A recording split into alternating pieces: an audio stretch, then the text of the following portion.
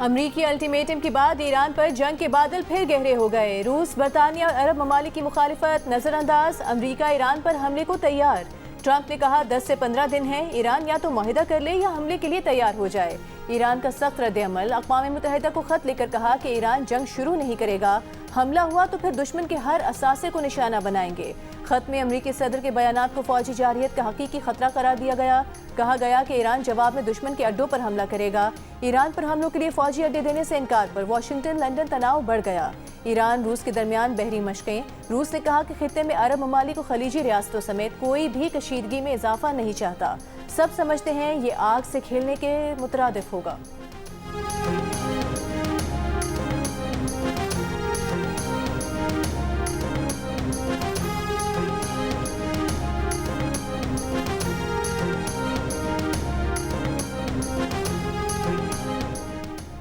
IMF की पाकिस्तान की मुआशी इस्लाहात की तारीफ। 14 साल में पहली बार करंट अकाउंट सरप्लस को खुशाइंद करार दिया।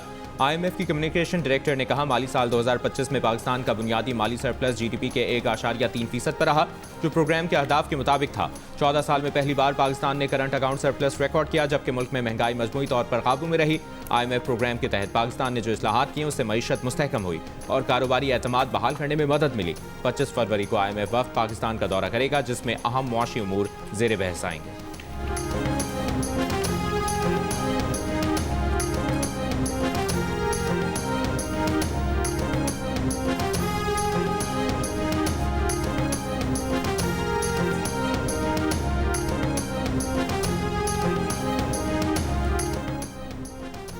वज़ीर आज़म शहबाज शरीफ की अमरीकी वज़ीर ख़ारिजा मार्को रूबियो से मुलाकात। पाक अमरीका स्ट्रेटेजिक ताल्लुकात मजबूत करने और दहशतगर्दी के खात्मे के लिए दो तरफ़ा ताउन मज़ीद बढ़ाने पर इत्तेफाक।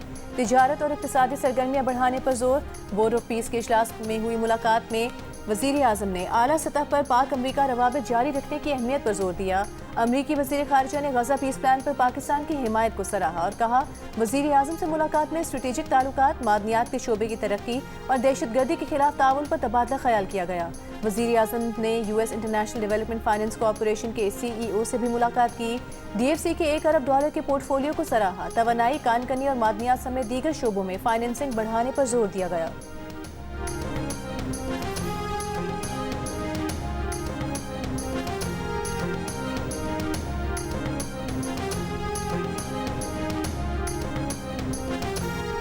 पाकिस्तान में गुर्बत बढ़कर 28.8% हो गई। 6 साल के दौरान गुर्बत में तकरीबन 6.9% का बड़ा इजाफा रिकॉर्ड किया गया।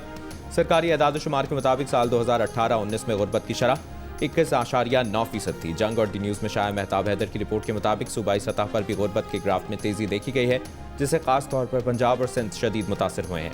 आला सरकारी ज़राए का कहना है कि IMF शराइत, कोविड और सैलाब ने पाकिस्तानी मईशत को हिला कर रख दिया है।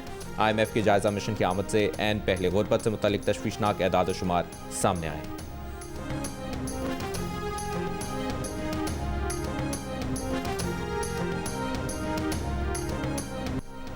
डेल स्टेन जैसे एक्शन से बॉलिंग कराने वाली शिमाली वज़ीरिस्तान की 8 साल की बच्ची आयना वजीर की धूम।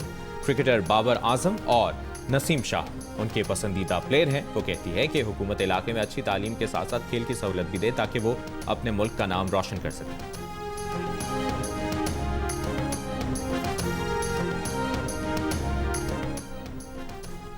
वज़ीर तालीम सिंध सरदार अली शाह का कहना है कि स्कूलों की बुनियादी ज़रूरियात पूरी करने के लिए बजट मुंतकिल किए हैं। तालीम के बजट का बड़ा हिस्सा तनख्वाहों और पेंशन्स में जाता है।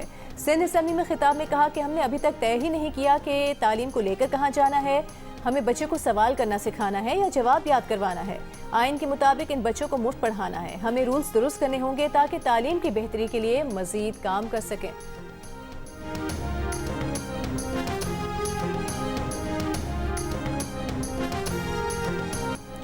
न्यू कराची का सरकारी स्कूल सूबाई हुकूमत की तवज्जो का तलबगार। सीवरेज का गंदा पानी क्लासरूम्स में आने से बच्चे परेशान, पढ़ाई जारी रखने पर मजबूर। जियो न्यूज़ के नुमाइंदे का भी स्कूल का दौरा। स्कूल में ना डेस्क है ना पंखे, इमारत की हालत भी खराब, टूटी और कमजोर छतों से हादसे का भी खतरा।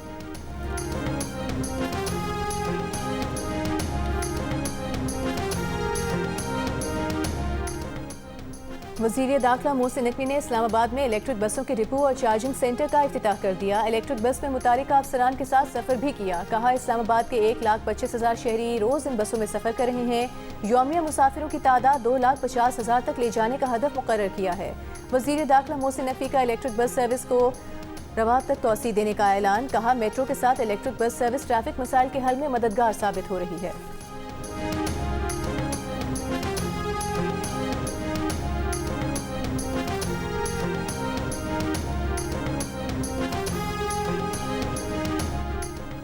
सिंध के सीनियर वजीर शर्जील मेमन की ज़ेर सदारत इजलास में इंफॉर्मेशन डोमेन के जामे प्लान ऑफ एक्शन की मंजूरी। प्लान विफाकी हुकूमत को अरसाल करने का फैसला। फिल्मों, दस्तावेजी प्रोग्राम्स और मरबूत मुहिम के जरिए मुतहदा कौमी बयानिए को फ़रोग दिया जाएगा। शर्जील मेमन ने कहा कि जामे एक्शन प्लान के जरिए इंतहा पसंदी और गुमराहकुन प्रोपेगेंडे का मौसर जवाब दिया जाएगा।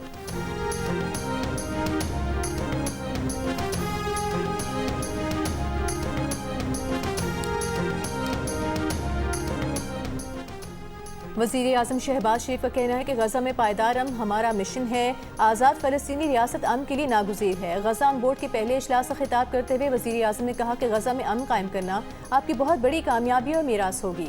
तनाज़ात के हल के लिए सदर ट्रंप के किरदार की तारीफ करते हुए वज़ीर आज़म ने कहा सदर ट्रंप की बरवक्त मुदाखलत से पाक भारत जंग रुकी। वज़ीर आज़म की बोर्ड ऑफ पीस के इजलास में आलमी रहनुमाओं से गैर रस्मी मुलाकातें। बहरीन के फरमारवा आज़रबाईजान, उज़्बेकिस्तान, काज़ाकिस्तान और इंडोनेशिया के सरबराहान से अहम आलमी और इलाकाई उमूर पर गुफ्तगू की गई।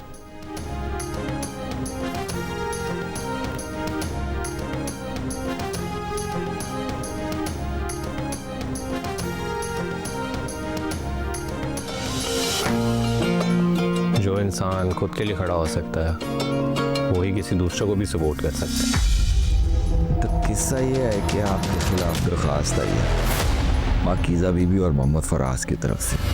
उसके दिल से पाकीज़ा के लिए दर्द नहीं जाता। बाप उसका तेरे अब्बू के मस्जिद में जूते उठाता है और हम इनके घर पुलिस भिजवाएंगे। साथ लेने दे।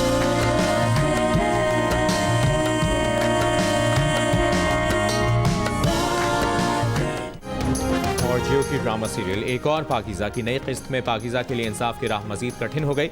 किस्त में दिखाया गया कि असगर अपनी बहन के साथ ढाल बनकर खड़ा है और कानूनी कार्रवाई में भरपूर मुआवनत कर रहा है, लेकिन निज़ाम की पेचीदगियाँ, कानूनी तकाजे और ब्यूरोक्रेटिक रुकावटें पाकीज़ा के लिए मुश्किलात बढ़ा रही हैं। क्या ये निज़ाम सच का साथ देगा? क्या पाकीज़ा को इंसाफ मिलेगा? ये जानने के लिए देखिए ड्रामा सीरियल एक और पाकीज़ा हर बुध और जुमेरात रात 8 बजे सिर्फ जियो टीवी पर। और इस्लामाबाद, रावलपिंडी समेत खैबर पख्तूनख्वा के बेशतर अजला में जल्जले के झटके। पेशावर, मालाकन, लोअर दीर, हंगू, कोहाट, बाजौर, स्वात में भी जल्जले के झटके महसूस किए गए। जल्जले की शिद्दत 5.6 रिकॉर्ड की गई। जल्जला पेमा मरकज़ के मुताबिक जल्जले का मरकज़ हिंदुकुश रीजन अफगानिस्तान था।